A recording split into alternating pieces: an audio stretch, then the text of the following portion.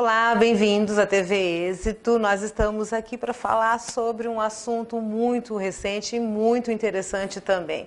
Nosso convidado de hoje é um dos coordenadores do curso de pós-graduação aqui do Êxito, de Direito Previdenciário, que são duas pós que nós temos, Direito Previdenciário pura e Processo Previdenciário e Direito Previdenciário com Direito do Trabalho. O Dr. Rodrigo Sodero está aqui para falar sobre esse assunto que eu falei. Ele é advogado que atua na área do direito previdenciário, é especialista em direito previdenciário, doutorando em ciências jurídicas, é professor de vários cursos de várias faculdades em São Paulo e aqui na região do Vale do Paraíba também. Professor, bem-vindo. Obrigado. A medida provisória 676 de 2015 fala sobre a fórmula 8595. O que é isso, professor? Explica pra gente. Quanto número? De assustar. Eu quero me aposentar, hein, gente? Ó, e aí? Olha que legal, né? Em 1999, nós tivemos uma grande alteração no direito previdenciário com uma leizinha, a Lei 9876 de 99. É uma escadinha, né? 9876. Fácil de gravar. É, fácil de gravar. Relacionado ao cálculo dos benefícios previdenciários, sabe? Uma das principais alterações que essa lei trouxe foi a introdução do fator previdenciário como fórmula aplicável no cálculo da aposentadoria por tempo de contribuição, de forma obrigatória. O que é o tal do fator previdenciário, não é? O governo começou a reclamar publicamente a essa época, meados dos anos 90, isso começou, que haveria um suposto déficit da Previdência e que ele precisaria fazer alguma coisa para que esse déficit diminuísse. Criaram uma fórmula, o tal do fator previdenciário, editado com essa lei, criado por esta lei, não é? Que leva em conta a expectativa de sobrevida do indivíduo. Né? Eu que sou espírita, por exemplo, algo além da vida, sobrevida, né? Sim, com certeza. Reencarna e continua trabalhando, o tempo de contribuição vai sendo somado, não é? Eu acho que só assim que eu vou conseguir me aposentar, aliás, mas deixa isso para outra hora. Que medo, dá medo. Leva em conta o tempo de contribuição do indivíduo e a idade, no momento da aposentadoria por tempo de contribuição. Veja, quanto menor a idade, maior a expectativa de sobrevida, menor é o benefício. O fator previdenciário ele gera um resultado final que na prática é isso. Uhum.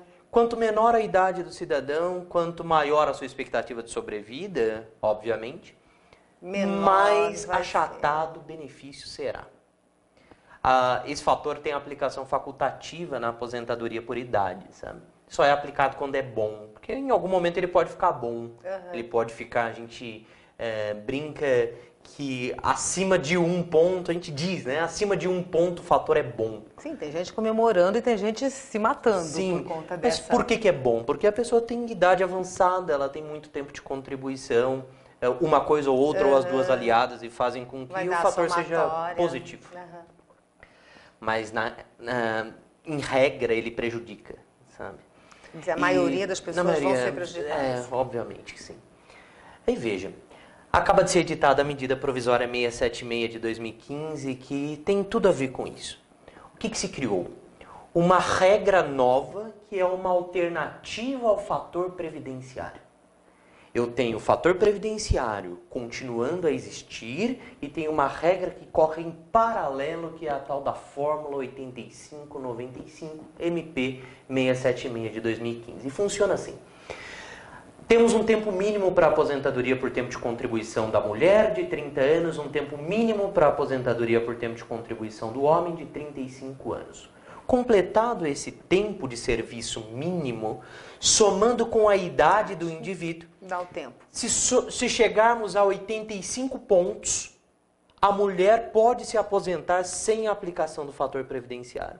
Então, 30 anos de tempo de contribuição, mais a idade dela, chegando a 85, ela está fora do fator, se para ela for interessante a não aplicação do fator. Vejam que as regras continuam correndo em paralelo, não é? Para o homem, muda.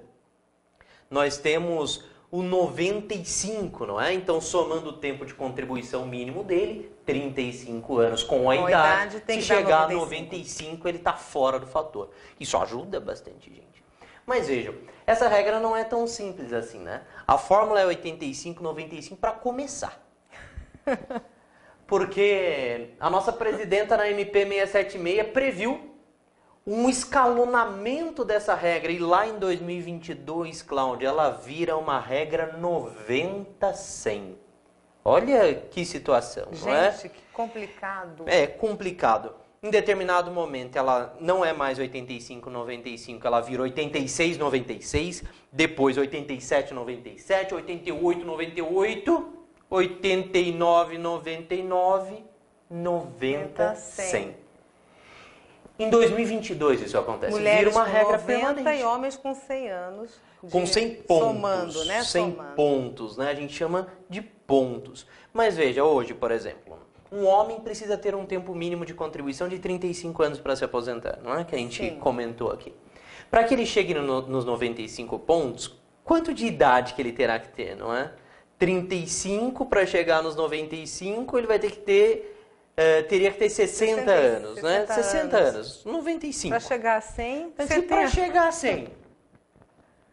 E para chegar a 100? Não é? 35 anos de contribuição para chegar a 100, ele vai ter que ter 65 anos de idade.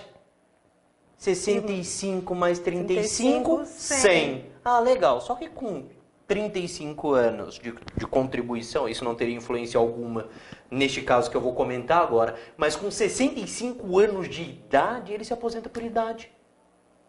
E na idade, o fator previdenciário tem aplicação facultativa.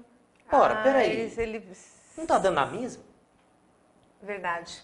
Não está dando a mesma? Mas se é facultativo, mas o recebimento dele vai ser o mesmo valor, tanto se ele se aposentar com 65 anos de idade, como se ele se aposentar com a pontuação de 95, 100, o valor é igual? Em regra, sim. Então, veja, é uma regra criada via medida provisória que hoje pode ajudar as pessoas, porque ela é, por enquanto, 85, 95, não é? Mas que no momento que se tornar permanente em 2022, 90, 100 é uma regra que praticamente vai ficar inócua. Porque hoje... E certamente isso ocorrerá lá na frente, as pessoas se aposentam por idade, homem em regra 65 anos de idade, no mínimo, mulher 60 anos de idade no mínimo, não é? E eles precisariam dessa idade mínima lá na frente para se utilizar da regra 90-100. Hoje vale isso. Hoje vale isso. Hoje o homem se aposenta com 65, atividade urbana, de idade no mínimo, e a mulher a partir dos 60 anos de idade. E quem tiver essa pontuação pode considerar já ou tem que aguardar? Cláudia, já então, ela tem vigência imediata. A mulher que tem, homem que tem, e que chegue para mulher 85, para homem 90, somando o tempo de idade e o tempo de contribuição, dando 85 para a mulher, pode se aposentar, entra com pedido pelo fator... Sem o fator previdenciário, pela fator. MP. A MP, ela acresce o artigo 20, ao artigo 29 da Lei 8.213, o 29C. Então, nós temos lá o artigo 29C da Lei 8.213, acrescido pela medida provisória 676. Ela ainda não foi, não foi transformada em lei, mas já temos o 29C lá, trazendo toda essa fórmula, inclusive a progressividade.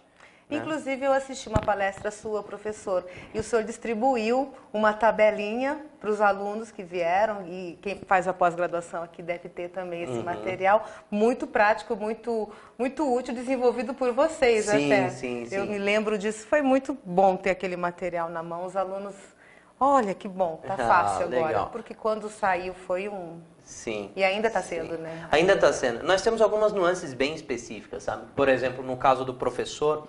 O professor hoje no Brasil, atividade de magistério no ensino fundamental, infantil ou médio, ele se aposenta com 5 anos a menos do que os demais segurados.